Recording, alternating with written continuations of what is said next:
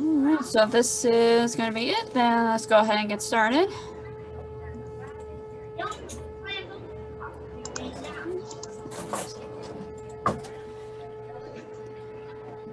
So, of course, last week was all about Paul and Silas and their trip to Philippi. Early on, we got to be introduced to Timothy, and then we went into Philippi with Lydia, the slave girl, and the jailer in Philippi, and all the drama and everything else that went down as a result of it. Now we keep going with Paul and Silas, and we assume and we can see that Timothy's with them. We're not sure exactly if Luke is with them or if, what's going on with that.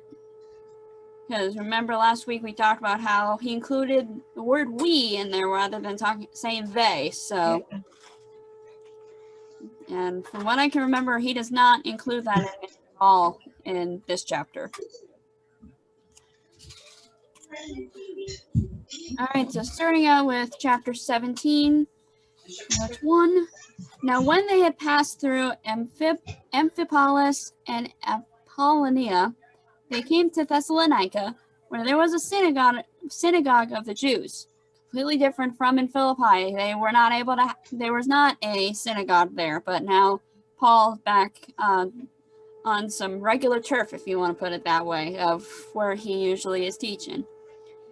So verse 2, and Paul went in, as was his custom, and on 3 Sabbath days he reasoned with them from the Scriptures, explaining and proving that it was necessary for the Christ to suffer and to rise from the dead, and saying, this Jesus, whom I proclaim to you, is the Christ. So notice there what is being said, how Paul is proving to the Thessalonians that Jesus is the Messiah.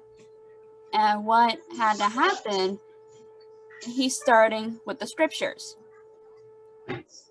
So, as I put in there, can we recall an event of where someone else used the Scriptures? Of course, the Scriptures would be to the Old Testament. In Luke's Gospel, where someone else did a very similar thing of starting from the Scriptures and explaining how it was, why Jesus had to be put to death. Yeah. On the road to Emmaus, the eunuch was reading the Scriptures, but he couldn't understand them. Right, yep. So the 2 disciples are walking, Jesus comes along, and they do not recognize him, and they don't understand what's going on. And it says that, and Luke tells us, particularly in verse 27 of chapter 24 of his gospel, that beginning with Moses and all the prophets, he interpreted to them in all the Scriptures the things concerning himself. So we got a very similar thing going on here in chapter 17 of Acts with Paul, that Paul is using the same approach in order to prove that Jesus is the Messiah and why these things had to happen to the Christ.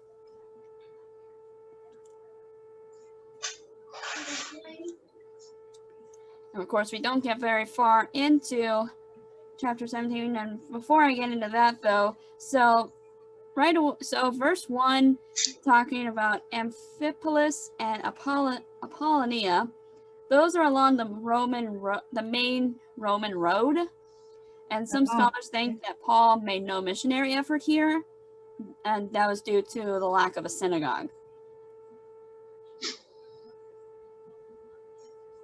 And of course, Thessalonica, unlike Philippi and possibly with these other 2 locations, Thessalonica does have a synagogue that Paul is able to teach in. Yep, so of course, we do not get very far into this chapter without some trouble getting stirred up here. So verse 4, and some of them were persuaded and joined Paul and Silas, as did a great many of the devout Greeks, and not a few of the leading women. But the Jews were jealous, and taking some wicked men of the rabble, they formed a mob, set the city in an uproar and attacked the house of Jason, seeking to bring them out to the crowd. We can probably go ahead and make the assumption that Jason is the person that Paul and Silas, that's the house that Paul and Silas and their crew is staying at. Mm-hmm. So that Jason is their host. We can pretty much assume that. And verse 6, and when they could not find them, they dragged Jason and some of the brothers before the city authorities, shouting, "These men who have turned the world upside down have come here also. And Jason has received them, and they are all acting against the decrees of Caesar, saying that there is another king, Jesus." And the people and the city authorities were disturbed when they heard these things. And when they had taken money as security from Jason and the rest, they let them go. Okay. So pretty interesting what's going on here with the Jews that are going on here. So we've kind of talked about this before, the Jews that like to stir up trouble for Paul and his group of travelers that was with him. So back in chapter 15, when we talked about the Jerusalem Council, we said that there were the Jews that were mixed up about the whole circumcision thing. That's not the same thing of what these Jews are doing. These Jews are, well, like Luke writes in verse 5, that they were jealous and pretty much figured that they did not like all this attention that Paul was getting and the fact that Paul was going on teaching about Jesus. Whereas the Jews that were raising the ruckus about circumcision, they were not trying to do anything out of malice. They just were, they needed to be redirected and they needed to know what was right and what was wrong. Yeah. Yeah, but in some respects, the Jews are correct with their accusations against Paul. They're not in the way necessarily that they're thinking, but that idea of what they talk about in verse 6, what they say of these men who have turned the world upside down, it's very safe to say that Christianity turns the world upside down. With it, well, I mean, the idea of God dying completely turns the world upside down. Right. I mean, Paul says it himself that the cross is a stumbling block for Jews and a folly to Gentiles. No, I got that backwards. No, I think I've got it right way.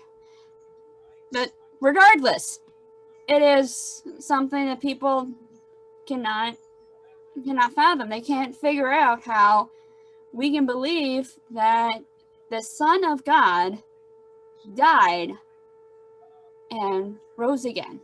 It's not logical. Right. Absolutely right.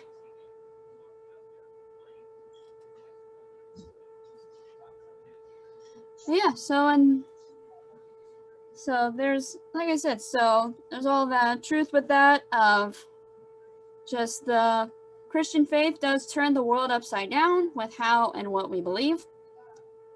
And something else that comes to mind with what the Jews are saying to get the people all in an uproar and turned against Paul and Silas and Timothy is, see what they say in verse 7, how Jason has received them and they are all acting against the decrees of Caesar, saying that there is another king, Jesus. That's risky. Right, absolutely right. As you figure, the Roman Empire had a huge hold in this area of the world.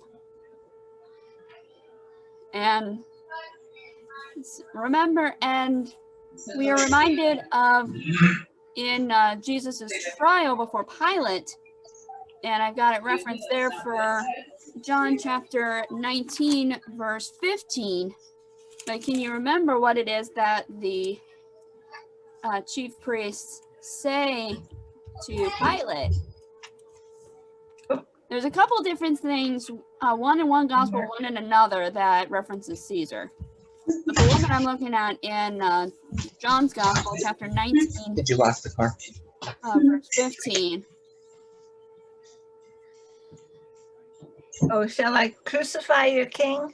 Yep, and to see the chief priest answered, we have no king but Caesar. That's it. So they're showing, like, hey, I mean, keep in mind, the chief priests did not exactly like the fact that the Romans were in charge, and they wanted the Romans gone. But with this whole thing of, you know, this hypocritical claim that they're making here that denies the kingship of Christ and denies it does deny Jesus the Messiah.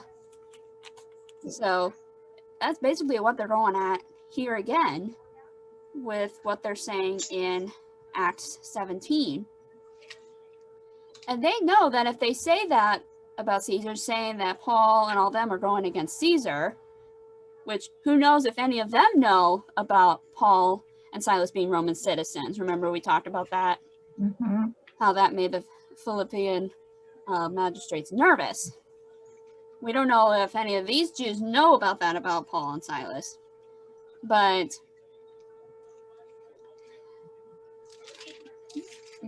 it's definitely something that can turn people against them if they see that they're seemingly going against Caesar.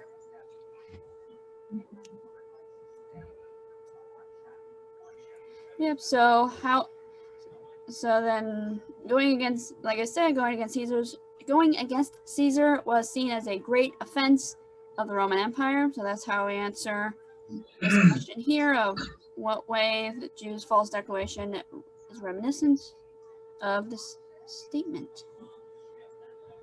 All right. Any questions or comments thus far? Okay. Okay, back in verse 4, they say not a few prominent women. Mm-hmm. And that question, why didn't they say a vast amount of women? I'm just curious, why Right. state Yeah, that absolutely. Yeah.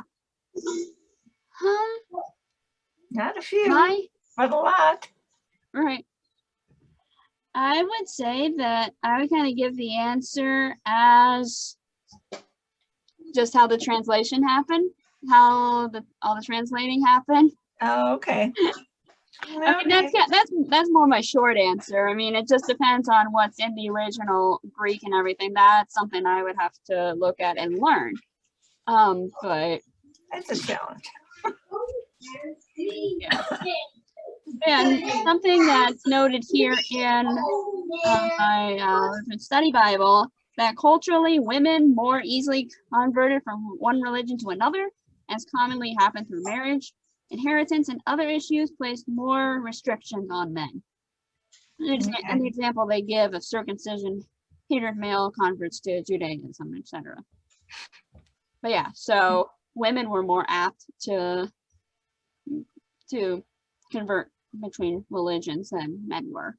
Mm-hmm. I think like I said, the wording of it, I think is just a whole translation thing. Yep. Okay. Yep. That's all I have.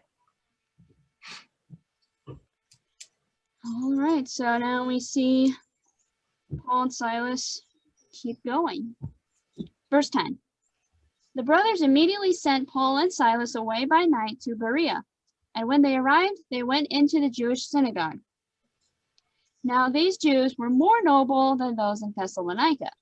They received the word with all eagerness, examining the scriptures daily to see if these things were so. Many of them therefore believed, with not a few Greek women of high standing as well as men. Here we go again with that wording of not a few. So there were some prominent Greek women, most likely, in a very similar situation to Lydia, like what we talked about last week. Yeah. May I draw your attention to verse 11 with what they're saying, that the Jews in Berea they received the word with all eagerness, examining the scriptures daily to see if these things were so. And this is a good thing. Yeah. Why is it a good thing? It appears they were into the scriptures, eating it up, versus the other was more status type thing. Yeah, yeah, that definitely is a part of it. Yeah.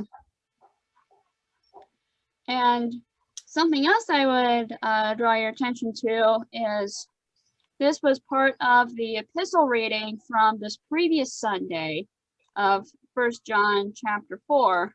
Oh. Yep. 1 through 6. So, beloved, do not believe every spirit, but test the spirits to see whether they are from God. For many false prophets have gone out into the world. By this you know the Spirit of God. Every spirit that confesses that Jesus Christ has come in the flesh is from God. And every spirit that does not confess Jesus is not from God. This is the spirit of the Antichrist, which you heard was coming, and now is in the world already. Little children, you are from God and have overcome them, for he who is in you is greater than he who is in the world. They are from the world, therefore they speak from the world, and the world listens to them. We are from God. Whoever knows God listens to us. Whoever is not from God does not listen to us. By this we know the spirit of truth and the spirit of error. Mm-hmm. So John's basically saying the same thing of what the Jews here in Berea are doing, is examining to see if what Paul and Silas are talking about is actually legitimate.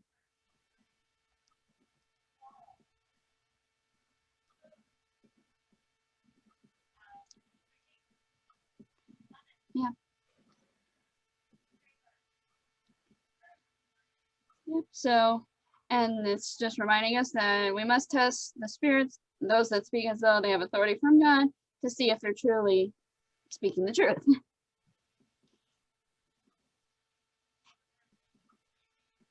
So there's your answer for that. Okay.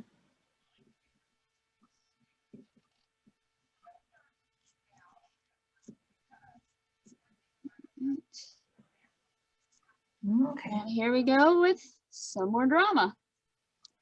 Verse 13. But when the Jews from Thessalonica learned that the word of God was proclaimed by Paul at Berea also, they came there too, agitating and stirring up the crowds. Then the brothers immediately sent Paul off on his way to the sea, but Silas and Timothy remained there. Those who conducted Paul brought him as far as Athens, and after receiving a command for Silas and Timothy to come to him as soon as possible, they departed. Those pesky, unbelieving, ear-stopped Jews in Thessalonica. And to kind of put it in perspective for you, Thessalonica and Berea are not all that far apart from each other. Still probably at least within a day's journey. Mm-hmm. If you're traveling by foot. I mean, that's what I'm based on going with this map. I'm not all that good with geography and directions, but so right here, I've got this up again from the Lutheran Study Bible. Right here is Thessalonica, right there underneath my pointer finger. And then right there is Berea. Yeah. So they are very close together. So it's very easy for the Thessalonian Jews to come in and stir up all this trouble. Yeah.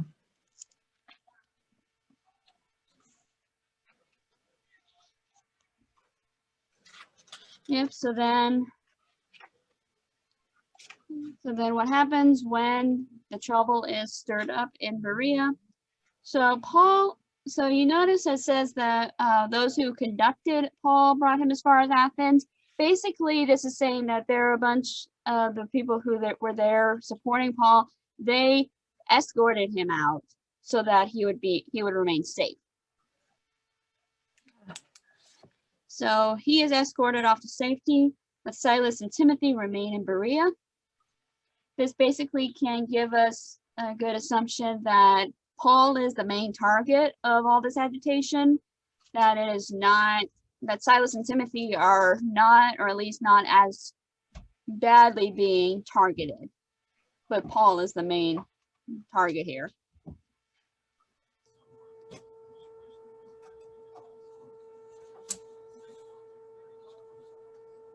So did they keep teaching while Paul was gone and didn't get in trouble, or did they remain silent? We're not exactly sure on that. Yeah, it's not all that clear. They very well could have remained there and taught. But seeing that Paul is wanting them to come to him as soon as possible, they probably waited until all the ruckus and everything calmed down, and then they were then either they could have been escorted out as well, or they could have just left on their own terms and just snuck out by themselves. Okay. We're not exactly sure. Yeah. Luke kind of is silent on the details there. Okay. Yep.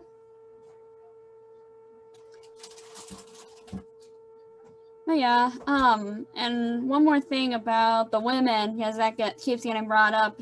It just seems that the notes that I've come across, that socially prominent women seem to be present to listen to Paul's words. Like I said, we saw that with Lydia last week in Philippi, and we are seeing that here in both cases. Hi, Becca. We are seeing that in both cases with Thessalonica and Berea.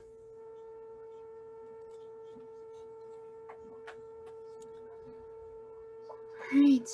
Any questions or comments on that? All right. We're just chugging along here. So then Paul reaches Athens. Verse 16. Okay. Just a moment, Sarah. I've been looking at the word order in the Greek on 17:4 about the idea of not a few of the leading women. Yeah. I think it's because of a grammatical construct that is necessary to the Greek. I can't speak to it, but I'm looking at the word order and I'm trying to figure out how the adjectives are applying. The word order literally goes, oh heavens. It has to go with, let's see. Women comes first, and then you have to go, and the leading, not a few. Okay. So I think it has to do with a prescribed order of those sorts of things. Gotcha. Yeah, it's a bizarre little construction, but then again, I'm a Latinist, not a Greek scholar. Thanks, Scott. Yep, we appreciate the insight there, Scott.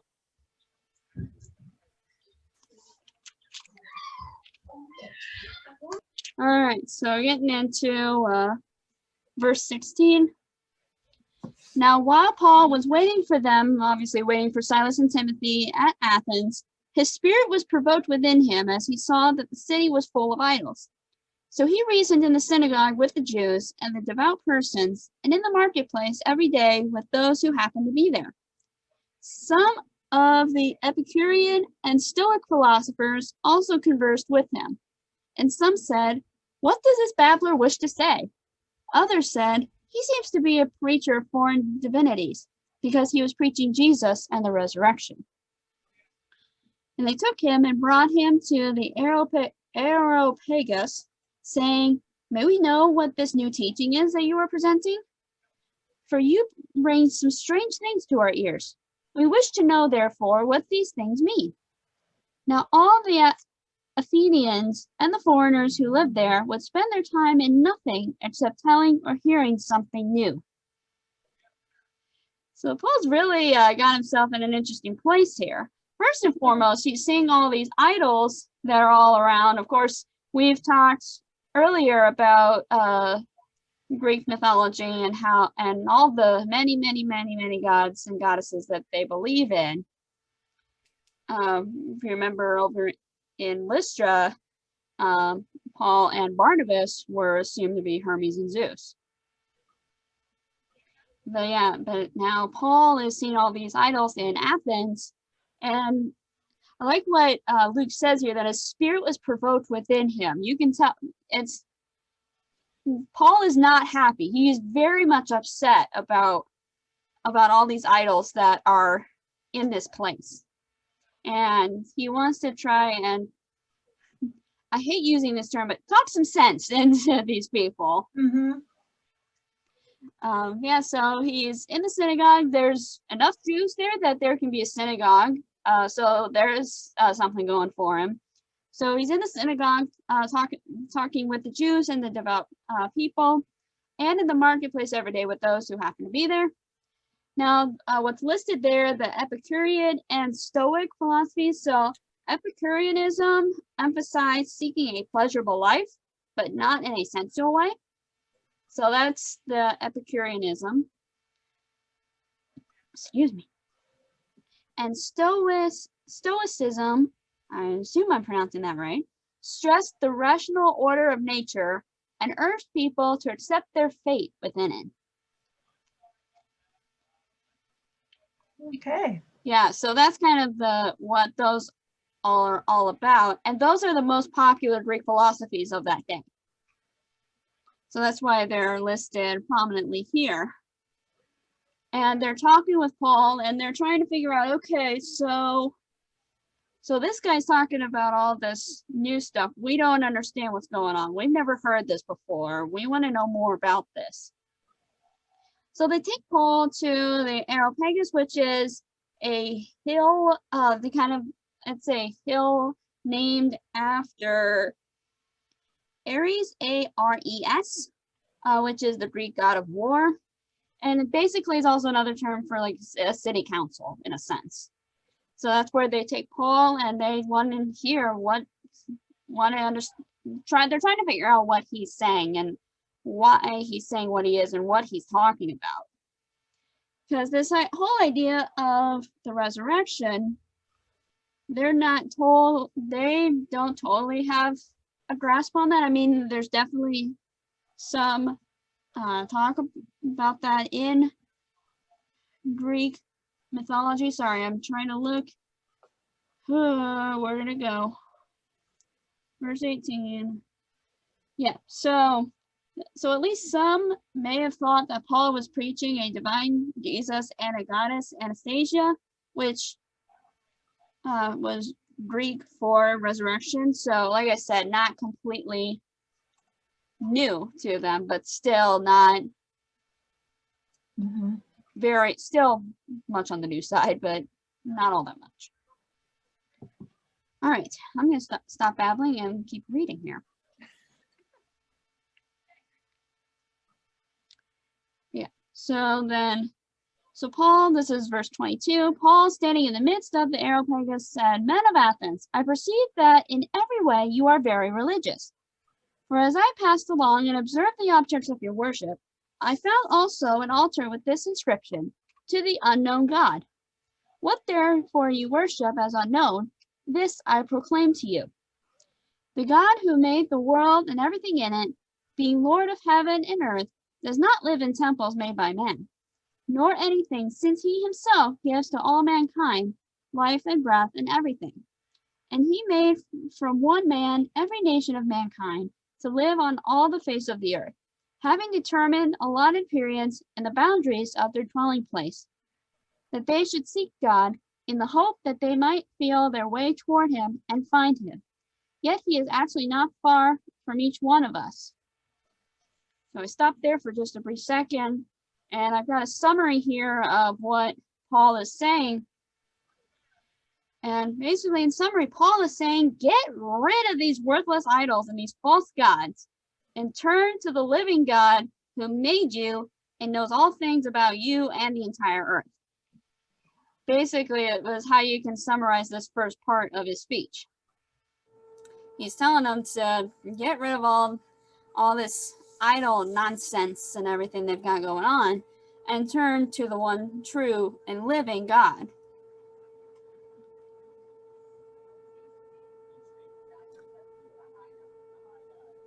Yeah, and I like what he's saying here in verse 27, basically saying that without God telling us directly, we would be wandering aimlessly looking for him. And I got notes here. And again, this is in the Lutheran Study Bible. 9 proofs that are listed by Melanchthon. I will very quickly go over them since we have about 7.5 minutes left. So number one, and don't feel like you need to copy any of this down, but I just bring this out to go a little bit further. So the first one is the very order of nature itself. The second, the nature of the human mind. The third, the difference between the honorable and the shameful. Fourth is the truthfulness of natural knowledge. Number 5, the terrors of conscience. Number 6, the structure of human society. 7, the orderly process of cause and effect. 8, the signs of future events. And 9, the ultimate purpose of things. These proofs of the natural knowledge of God can be quite favorably compared with the arguments of Paul, by which his preaching to the Gentiles, he marshals his argument concerning the natural knowledge of God. Again, that all comes from Philip Melanchthon.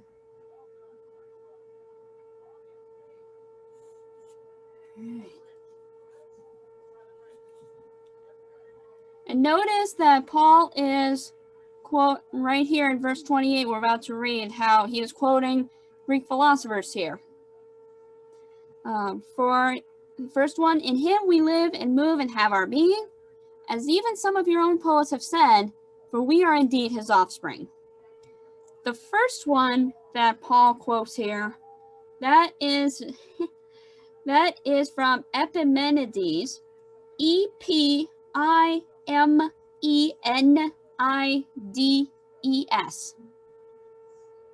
Thank you for that. Yep. Yeah, so that's the first one.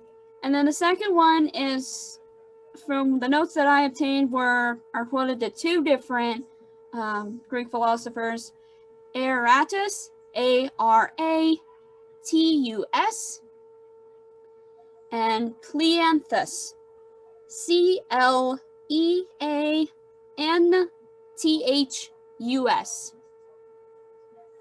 So those are all the Greek philosophers that Paul is referencing here. And then, yeah, so the Epimenides, he's of Crete, and that's approximately around 600 BC, just to kind of give some more background reference here. So then they actually say that there is one God that is creator of all. And then Aratus and Cleanthus are approximately around 300 BC. And like I said, those are the other 2 that are also quoted there.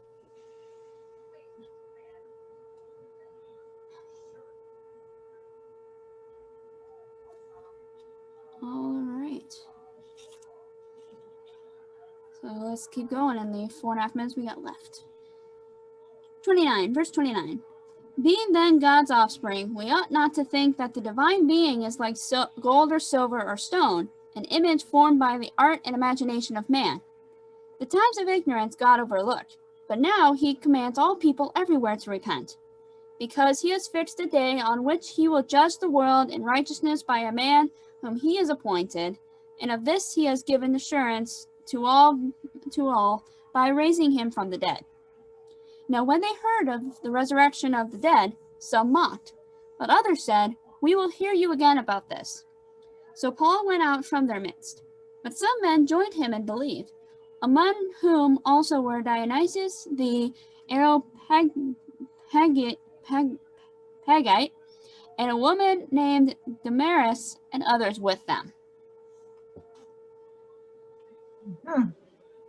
Yeah, so a little bit more receptive of a crowd than in Lystra, because if you remember in Lystra, Paul and Barnabas could barely get through to anybody there. Whereas here, Paul's able at least to, in lack of a better term, make a little bit of a dent here. Some people do believe what he is saying. In verse 30, here Paul is telling the Athenians that now is the time to repent. Yep. He is telling them all that now is the time to repent. Okay.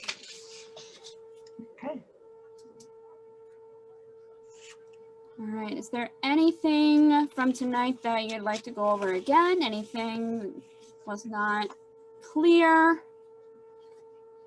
Anything that you have any other questions on? I'm gonna stop sharing my screen. Good. Yeah. Yeah.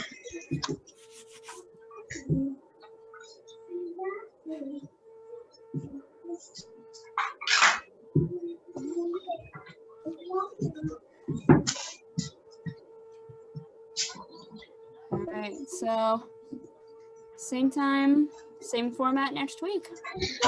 Okay, Appreciate it. Yep, absolutely. take Thanks, care. Sarah. All right, you Have a too. good God be night. with You too. you. Bye-bye.